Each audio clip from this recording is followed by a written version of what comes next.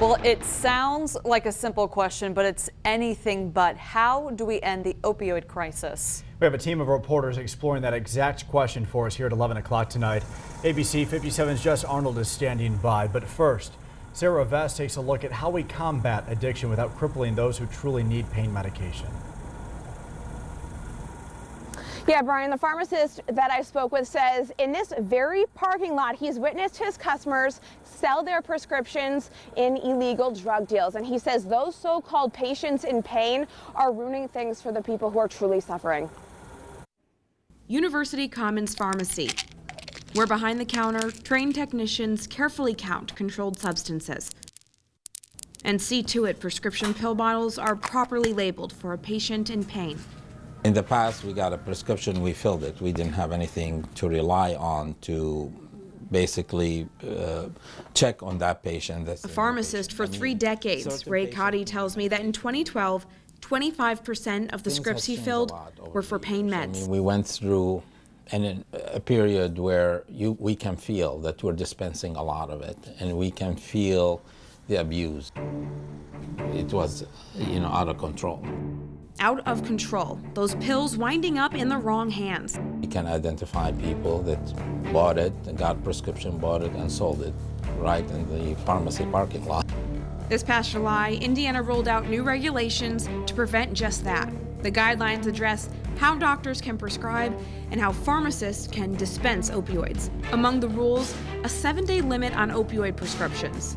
That hit a lot of people where they have to come to the pharmacy every 7 days to get their medications. Strict guidelines on dosage and quantity make more work for Cotty and other pharmacists, but he says his parking lot is now clear of dealers.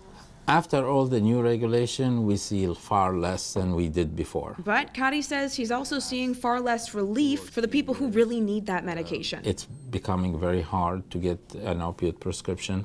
He estimates for every 100 prescriptions he fills now, just 10 are for opioids. We do have our set of patients that we know that need the medication and that actually take the medication like they're supposed to, and now they're having trouble getting what they need.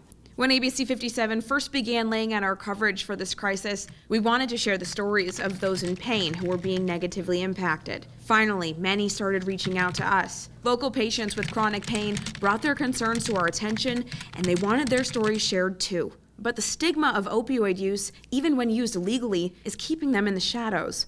I have to have it to manage life. A Mishawaka woman we'll call Mary agreed to speak with me on the condition of anonymity. Mary tells me in 2001, a simple surgery would lead to severe complications. She was in constant, debilitating pain. I've had back problems ever since, and I need to be on the pain medicine to function. Her doctor prescribed tramadol for round-the-clock pain relief. What difference in your life did it make for you? I was able to live again. I'm able to function. I'm able to get out and do more things. It made a huge difference. In the form of a little white pill, Mary's magic fix for a normal life was delivered right to her front door using a mail-order pharmacy. But over the summer, her shipment arrived with a slash through the bag, and 3 months of medication gone. With those new state guidelines making doctors rethink their own policies, Mary says her doctor refused to replace any lost or stolen medication. Ultimately, I don't feel like the doctor believed me, and I'd been a patient of this particular doctor for several years. And I was very upset. This was not my doing, and I was going to have to suffer for it. Mary instead found a new doctor who knew her case wasn't of a patient turned addict. It's not always a drug abuse problem. I mean, the people that truly need them are highly monitored, and they only take what they need. It's vital to their life. Being on the other side of it, having the pain issues, it's very frustrating.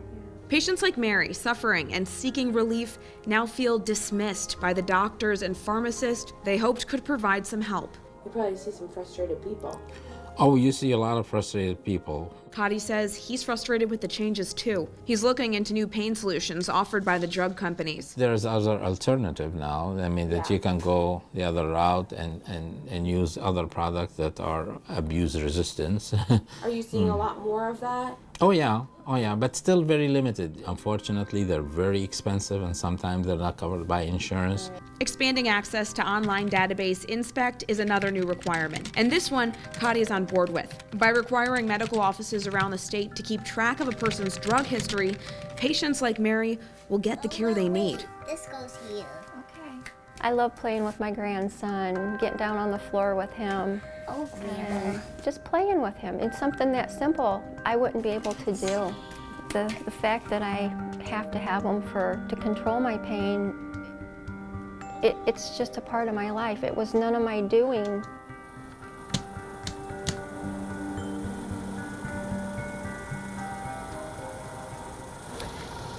Now, the pharmacist that I spoke with, he says he isn't sure how this crisis is going to end, but he's one of the many people who are trying to figure that out. ABC 57's Jess Arnold is live in the newsroom tonight. Now, Jess, you spoke to some community leaders who are also looking for solutions here.